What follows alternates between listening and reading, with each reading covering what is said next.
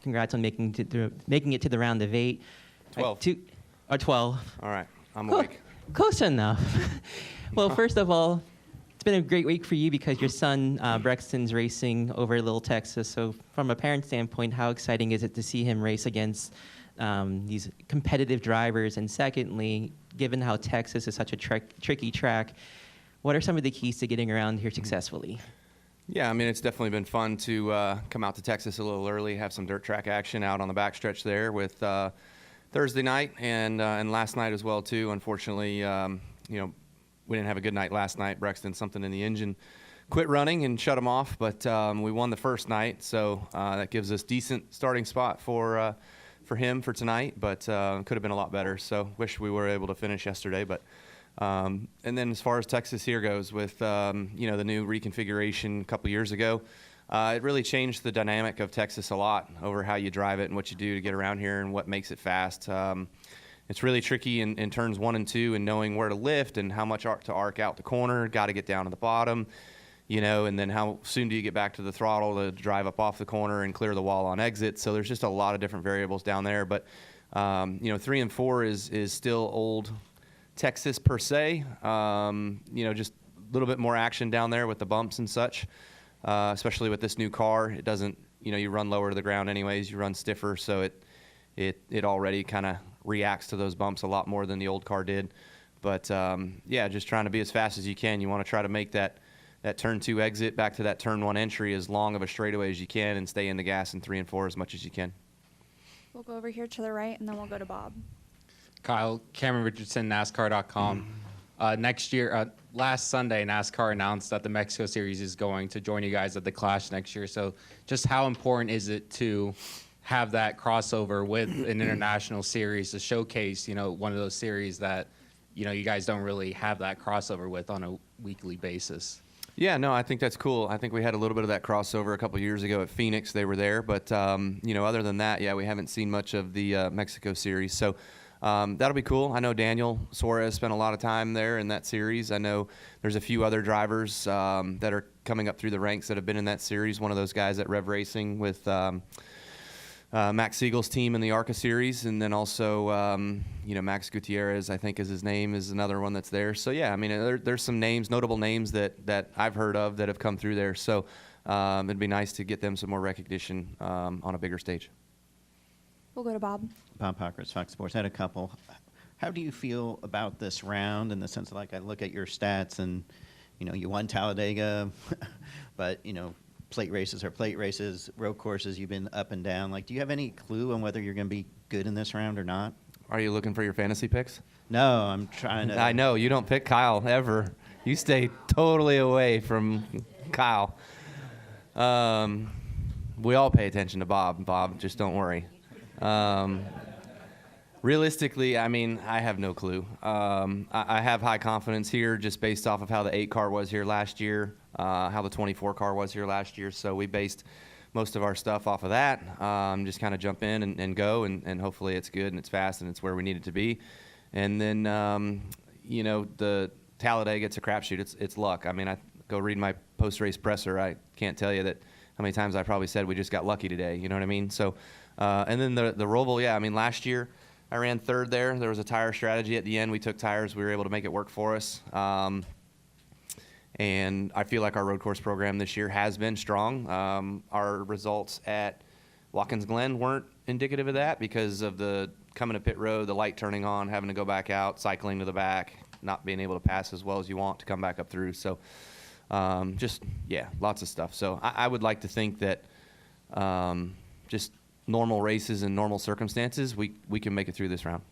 And is there any different feeling for you just in these playoffs so far compared to, when you were at Gibbs? I think everybody expected you to challenge year in, year out, and here a lot of questions going in the year, still maybe some questions about where this organization is at. Is there any different, I don't want to say pressure, but different feeling or aura about this playoff run versus others? I mean, to your point, just the pressure's always there as a JGR or HMS guy. You're expected to transfer through, make it through, be in contention for the final 4 spots. And so probably where I'm at, you're I think round of 16, a lot of people had us out, and so round of 12, I'm sure there's going to be a lot more that probably have us out in the round of 12. But honestly, man, it's just as simple as winning at Texas and winning at Vegas, and you're going to Phoenix. You know what I mean? So that's all we can really focus on right now is what's in front of us, and this weekend is Texas, and we'll go out here with hot and sunny and go get the most we can. We'll go to Jerry. Jerry Jordan, King of the Tires.net. I picked you on a podcast earlier this week. All right. Along Bob's questioning line, though, with being at RCR and this, looking back on the season where you're at, did you expect the success and the things that have gone your way so far this year with the 18? I would not have expected as good as we fired off. Almost winning the Clash, almost winning Daytona, winning Fontana. I felt like that was a really, really good kick in the pants, and just an awesome feeling to be able to come over to a new team, new organization, and have an opportunity to go out there and run that well, run that strong. And there's been a lot of ups and downs since then. We won convincingly at Gateway. We got lucky and won at Talladega, so we've got 3 wins on the year, which is great. But there's been a lot of races where we've had top 5 cars, and we've been something happen and not get a chance to show that. And then there's been races where we haven't had top 5 cars and we finished top 5, because we just stretched it out or made a pit call or something like that to get some spots. So I feel like everybody's kind of that way, though. There's just so much variable and difference that you really don't control your own destiny with this car as much as you used to. And so I think that it's a lot more equal. There's a lot more parity. So when you do get drugged down, it's hard to make your way back up that ladder. And it's getting increasingly more difficult as guys figure this thing out. And I didn't get to talk to you much for any length of time after the announcement by Kurt. But can you talk about Kurt's retirement, his plans, his outlook, and how he's been since making that announcement? Yeah, I mean, honestly, he's been so busy. I haven't seen him a whole lot. So, I feel like it was a burden kind of weighing on him. A lot of people always asking him. It's like, when you first get married, it's like people asking you when you're going to have kids. You know what I mean? So it's like everybody asking Kurt, well, when are you going to get back in the car? When are you going to get back in the car? So you just kind of got to get it out there and make that announcement. And I feel like that was a weight off of his shoulders. I feel like he's a bit more, lax now that he can try to figure out what his next steps are, what he wants to do. I think he talked about that, going and running some different forms of racing and not long 500-mile events like the NASCAR Cup Series is. But, also his dedication to his teams, all the teams that he's always been with, and now being with 2311, he works within there and does a lot of consulting stuff and whatnot. So it's good for him to have something to do, but he's got some sponsor stuff that he always takes care of as well. So, he's just busy. He's just living what he can right now, probably just trying to collect a check. We'll go right in the middle here. Kyle Dalton with Sportscasting. So, Kyle, back in January at the COTA tire test, you were asked about your persona coming over to Richard Childress. And if you'll recall, you said you wore the black hat for a reason. There needs to be excitement on and off the track. This year, you're hearing cheers instead of jeers. Denny Hamlin's now the villain. So I'm just curious, is villainhood in your rear view? What do you make of all of this change this year of you not receiving so many boos? Yeah, no, I mean, I'm sure I can put myself right back into that category real easy. It only takes something spectacular to do. But it's different, right? I don't know that I've ever been in this spot, because when I first came into this sport and was here and getting in, my brother had made a lot of enemies, both on and off the racetrack, and so I was kind of thrown into that right off the bat. But it's been good to just kind of get a different light, or be in a different light, and it's been fun over at RCR, and a lot of people have just kind of told me how much excitement there is around that, and me being a part of the 8 car and with RCR and everybody over there. So just keep rolling with it. When you're in that spot like I was, and I guess Denny is, you got to do what Denny's doing. I mean, it's perfect. You got to play with it and just go with it and roll with it and egg them on. I mean, I did it. I can't tell. There were so many quotes in the years past when I was talking about Junior Nation and other stuff, and trust me, you're never going to win those battles. They're hard to win, but it's still like, I guess it makes you feel better inside. It makes you feel bigger to say stuff like that, but it's fun to watch. We'll go up here in the front. Jeff Watkins with Race Week. Just to kind of go back to the Kurt question, you know, him retiring was definitely the end of an era that was kind of, you know, unfortunately brought on by a serious concussion. You know, as his brother, was that hard on you to see him have to retire kind of because of that? Yeah, I mean, I guess it certainly would have been a lot harder if it was earlier in his career, given that his career would have been, per se, cut short. But he was into the last year and a half of what his projected timeline was. So not that I don't feel bad that he wasn't able to carry it out as he wanted to. I do. I just think that, you know, when it happened, it wasn't as big as it could have been, right? So fortunately, he's okay. Like, he's doing well. He's doing fine. He can live and operate in normal day, normal life situations accordingly. So that's all great. It's just the physical state that it takes to be a race car driver and the stresses and things like that you go through that he seems to be still recovering from and having some lingering issues with. But I'll let him talk more on his health than me. So I'm not throwing out any client privilege information. We'll go over to the left. We'll go to Dustin, and we'll finish with Rob. Steven Stump, frontrush.com. Kyle, there's, you know, some rumors that this race may go from its current date in September to April. Obviously, the schedule's been delayed a little bit. Given that, you know, this weekend both days are going to be 100 degrees, do you feel that April would be more preferable to have a race, or are you fine with this current date? Yeah, I mean,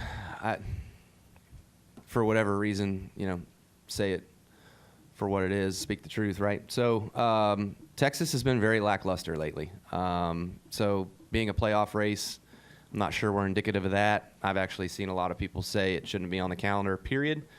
All of us drivers would highly, highly, highly not want it to be reconfigured again into a Atlanta-style racetrack, but I hear rumblings that's where it's heading. So that wouldn't be fun. But, yeah, I mean, just I think the heat, if you just strictly talk about weather and the heat and stuff like that, look, I give NASCAR fans all the credit in the world because they are a damn strong bunch and they are passionate and they are loving to our sport as much as we want them to be. But to sit out in 100-degree heat in aluminum grandstands, I'm not paying to do that. I'm getting paid to do that. So I give them credit where credit's due. That's what it's all about. I mean, you can talk about TV and everything else, but it's all about putting people in the grandstands. If we have empty crowds, we're not going to be on TV. So get people in the stands. Make it easier for them. And then that kind of went into my second question of, since drivers may not want this as a play update, is there like are there certain tracks where it's like this should be on the playoffs, this should not be, or is it relatively interchangeable with the tracks that are currently there? No, I think it's interchangeable. I think we've all kind of talked about how Phoenix needs to move around and not be the final race every year, right? So for me to say what racetrack should be in the final 10, I'm not going to pick because I really don't care. I think it's just a matter of what works and what tracks you kind of need and what mixture you need to be in there. You need some intermediates. You need a super speedway, a road course. You know, you need some of that stuff. So you need some variable or variety, I should say. So yeah, I wouldn't pick necessarily. All right, thank you. Mm-hmm. And we'll go to Dustin. Dustin Long, NBC Sports. In talking about Brex and what you've seen with young kids racing, I'm curious, you first started racing at 13, if I'm not mistaken. Mm-hmm. And you look at how many more kids are racing at a younger age. What do you see in that sense? And if you were starting at 13 now, could you have moved up the ranks like you did? Is there still that place for somebody who comes in late, or is it, hey, if you're not racing by 7, 9, 10 years old, in most cases you're not going to be able to make it because you just don't have the laps? No, I think William Byron bunks that, right? So I mean, that's only been that was 10 years ago. So yeah, no, I'm with you. He started at 13, I believe, in Legends cars or something like that, and so he was a late start, kind of like me.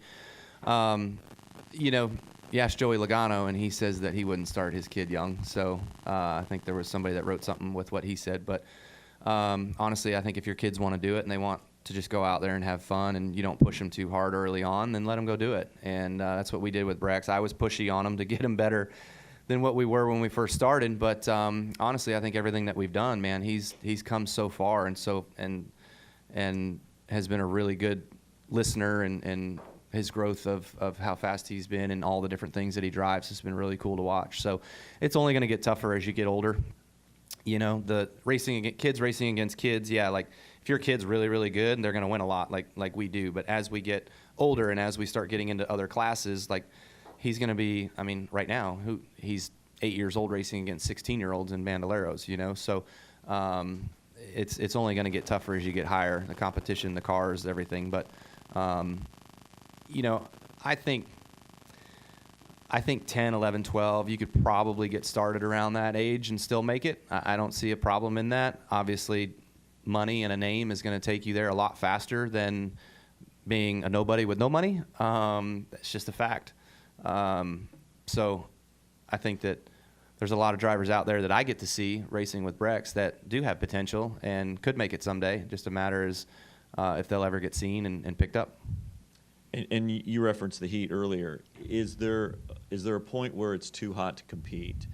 And are there any extra precautions you take for a weekend like this? I don't know how to answer that question. I don't know if there's ever too hot, but we, like Gateway this year, I think we saw a couple people in the grandstands had to be taken out of the grandstands because it was too hot. They got heat stroke or something. So I think we saw that the first year at Gateway. I think it was 98, 99 degrees and the track was coming apart and everything else. People were falling out of the grandstands, you know. And heat is sometimes a dangerous thing, right? I mean, these cars are really hot. We're in 140, 150 degree cockpit temps, and so it gets warm out there for sure. But you've got to be conditioned for it. For us, to withstand that, and a lot of us are. And so I feel like our bodies are more accustomed to that than some others. Mm-hmm. We'll take one final question from Rob. Rob Tiongson from the podiumfinish.net. Kyle, how would you perceive your career evolution in the past 20 years in terms of what you've experienced both as a person and driver? Wait for my book. I am not writing a book. I don't know, just everything, right? Just learning and growth and growing and figuring things out, whether it's in life, on the racetrack, work ethic, professionalism, all that sort of stuff. I'm no professional anyways at speaking, so hard for me to say exactly. But yeah, I mean, I've done a lot of really cool things and been fortunate in the positions I've been in and had a lot of great experiences and have won a lot of races, won a lot of championships, and it's been amazing. But, you know, to me, I feel like, you know, since having a family and things like that, it's been really fun on that front to kind of learn and see perspective from a different set of eyes. And that's also been probably really, really cool with my growth and where I've become the last few years. So just excited for the future, still of what's ahead. You know, like I said earlier, a lot of dumb stuff in the past. You learn from those and you try to better yourself forward. And I feel like a lot of that's all happened.